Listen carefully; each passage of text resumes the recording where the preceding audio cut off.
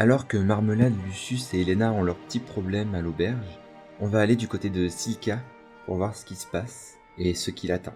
J'espère que vous aimerez, n'hésitez pas à nous le dire dans les commentaires, ça me fera toujours plaisir. Et bonne écoute. Silka, tu es dans l'hôpital, à côté de ta ville, sur une chaise. Tu entends des bruits de pas, mais bon, ça peut être une infirmière qui revient te voir, donc t'y prêtes pas trop attention. Et au bout d'un moment, tu l'entends plus.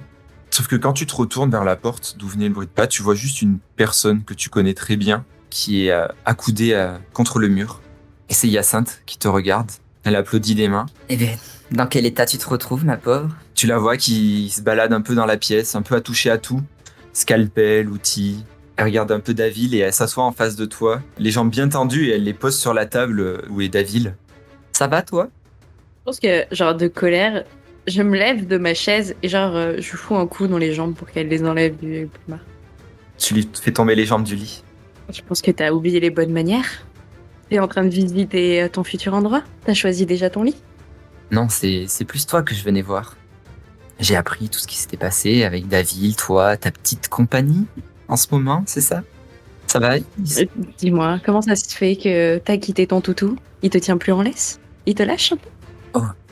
Tu sais, c'est surtout à cause de lui que je suis là. Est-ce que ça te dirait de nous rejoindre? On a des moyens, on a du financement, tu peux faire un peu ce que tu veux. Liberté absolue. Est-ce que c'est une blague? T'es devenu barde pendant qu'on n'était plus ensemble? C'est de l'humour? Tu crois que tu vas pouvoir tuer Machoun, trahir le ténure et revenir comme ça, comme une fleur?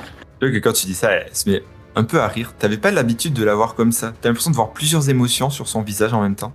Tu sais, Silka, t'étais ma préférée. Super, tu m'en vois ravi. Si t'acceptes, on pourrait tout recommencer. Le tanure, tout ça. Non, je pense pas. Tu sais quoi? Je vais te faire une contre-proposition. T'as 10 secondes pour lever ton cul de cette chaise et dégager avant que je t'embroche. Quand tu dis ça, elle paraît un peu peinée. Elle se tourne, Je voulais pas que tu le prennes comme ça, mais puis quand tu la vois qui se retourne devant toi, dans sa main, il y a une dague. Mais une dague d'une lumière blanche éclatante. Quand tu vois cette dague toute blanche, tu penses instantanément à ta dague noire. Tu jettes un coup d'œil sur le sac qui est au pied du lit, au fond. Je sors juste une de mes dagues, tu sais, enfin, comme je peux en avoir plusieurs sur moi, tu vois. Elle se met vraiment à prendre un fou rire. Tu comptes vraiment me faire mal avec ça? Elle tend son bras devant toi. Et avec sa propre dague, elle se coupe. Il y a du sang qui commence à sortir. Et le sang s'écoule. Et d'un coup, il commence à changer de couleur. Le sang, il devient un peu un aspect beaucoup plus visqueux, noir.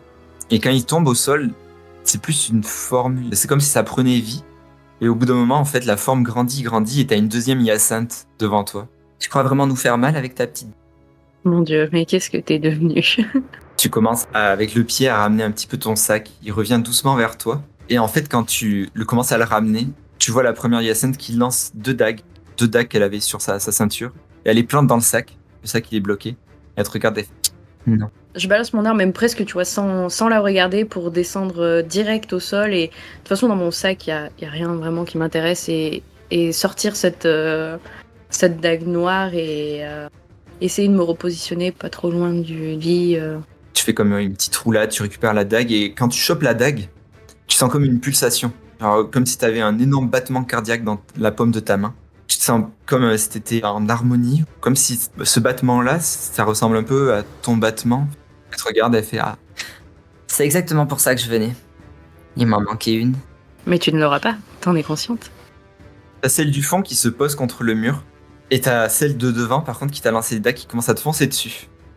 Vraiment, elle te saute dessus. Elle saute par-dessus la table pour te planter. Et elle te plante en plein dans l'épaule. C'est très bizarre. Tu tombes au sol avec elle, mais tu ressens rien du tout. Je pense que tu regardes très vite la lame, et en fait, la lame est vraiment enfoncée, mais quand elle la retire, il n'y a pas de sang du tout. Par contre, tu ressens une douleur énorme, comme si on t'avait gelé le bras. Genre, je voudrais, vu qu'elle est au-dessus de moi, je vais la gripper avec mes jambes pour qu'elle reste là où elle est. Et genre, je vais essayer de la mordre au niveau du cou et en même temps planter la dague noire dans son dos, tu vois.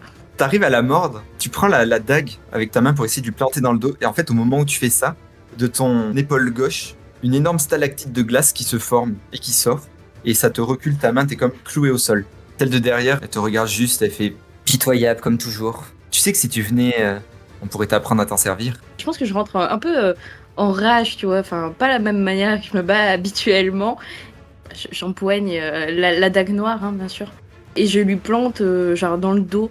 Et en même temps, avec la puissance du coup, j'essaye de lui écraser la gueule contre le stalactite. En même temps, je hurle de rage. J'en ai plus rien à foutre si les infirmières arrivent. Tu lui plantes la dague. Son visage, tu le vois comme se liquéfier. Tu penses à quoi au moment où tu la frappes?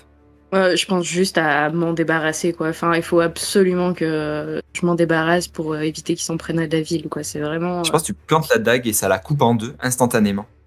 T'as l'eau qui retombe et qui se retransforme en sang. Tu te relèves difficilement avec la stalactite, tu donnes un petit coup, ça la coupe instantanément. Elle te regarde un peu énervée et tu vois que derrière elle, il y a encore sa main qui saigne et il y a un clone qui revient. Je rigole et là, je fais... C'est pitoyable, ça. Cette fois, on va jouer à 2. Devant toi, t'en as une qui te charge. L'autre qui reste en retrait, tu vois qu'elle a planté la dague dans le mur. Je l'attrape au vol et avec son propre élan, je la retourne. Et en même temps, avec la dague, j'essaye de la planter dans l'épaule droite. Tu la plantes. En fait, tu la retournes pour qu'elle te serve de bouclier. Et au moment où tu fais ça, la dague blanche émet comme un rayonnement. Et t'as comme un arbre qui sort de la dague et qui te fonce dessus. Tu sais que t'aurais été empalé si t'avais pas un bouclier, mais t'as la hyacinthe que t'as devant toi qui t'amortit le choc. Tu recules et t'es bloqué dans le mur opposé en fait. Le corps de la hyacinthe se liquéfie. T'as de nouveau l'espace libre du coup. Je me permets une petite remarque sarcastique et tout. Je fais alors, on s'est pas visé? Tu vois qu'elle se met à rire, elle fait toujours le sens de l'humour. Tu vois qu'elle reprend la dague d'une manière un peu stylée. Bah en vrai, je vais me servir de cet arbre pour essayer de monter sur une des racines un peu hautes pour prendre de la hauteur et lui sauter dessus. Tu commences à courir sur les racines. Plus tu cours et t'as des racines derrière toi qui commencent à repousser encore. Alors, comme si elles essayaient de t'attraper les pieds, mais tu continues à courir, tu lui sautes dessus. Et au moment où tu lui sautes dessus, en fait, elle se pousse au dernier moment et en fait, tu sautes sur un double. Et tu plantes un double dans le mur. Elle essaye de te frapper, mais tu te retournes, tu mets le double entre toi et elle frappe son double.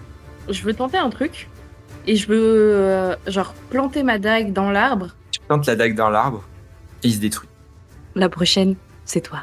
Et je fonce vers elle pour essayer de la toucher. Tu fonces, elle te fait une esquive basse et tu la vois courir vers Davil. Elle prend sa tête et elle lui met la dague sous la gorge. On rigole moins là. Bah, je vais agir. Dès que tu fais un mouvement, elle fait té. On bouge plus. Tu vas me remettre la dague. Lâche-le en premier. Ça marche pas comme ça. Il y a du sang qui commence à couler. La dague contre sa vie. Je vais lui lancer la dague dessus. Tu lui lances la dague dessus. Et la seule réaction qu'elle a pour se protéger, en fait, parce que vraiment t'as bien visé, elle est obligée d'enlever la dague du cou de Davil et de repousser ta dague avec sa dague. Quand les deux se frappent, t'entends comme un énorme tintement, vraiment, t'as toute la pièce qui vibre, comme si deux forces venaient de se frapper. La dague qu'elle a dans la main se met à trembler et elle est obligée de la lâcher. Tu sautes dessus, tu la plaques, tu te retiens un petit peu, mais tu l'as vraiment poussée de Davil. Et elle te sort 2 vieilles dagues, et cette fois elle te les plante, elle te replante dans la blessure que t'as eue, elle te les replante toutes les deux, et elle te plaque au sol. Fais la prochaine fois, c'est la gorge que je vise. Et ce qu'elle fait juste, c'est qu'elle se lève, t'as du sang vraiment plein le visage, et tu l'entends juste marcher. Elle marche, elle va chercher sa dague, et la tienne. Je vais essayer de me relever difficilement, sans trop m'appuyer sur mon bras gauche, parce que bon, le pauvre, il sait pas ça. Et pareil, je vais la pousser pour que je récupère les dagues avant elle. J'essaie de me redresser, mais j'imagine je me cogne contre la paroi, j'ai du mal à... Je commence à perdre du sang, je commence à avoir des vertiges. C'est compliqué. Il est où mon sac? Mais il est toujours planté avec les couteaux, sous le lit. Je pense que quand t'essayes de plonger, t'essayes peut-être de te mettre près de ton sac. Juste tu l'entends continuer de marcher et elle a récupéré une dague. J'ouvre le sac. Tu sais, j'avais ramassé plusieurs fioles de poison chez les Cassalander, celle qui est hyper mortelle là. Je prends la fiole et je lui balance. Tu lui lances la fiole dessus. T'entends la fiole qui explose. Ce que tu vois en tout cas, c'est que quand elle se retourne, elle a pris la fiole en pleine tête. Elle se retourne, et c'est ta dague qu'elle a, la dague noire, et elle va te foncer dessus. Tu sors une de tes dagues. Elle explose ta dague, littéralement, et tu te prends la dague en plein poumon. D'un seul coup, t'as très mal, tu ressens une énorme douleur à la poitrine, mais elle ne dure pas longtemps.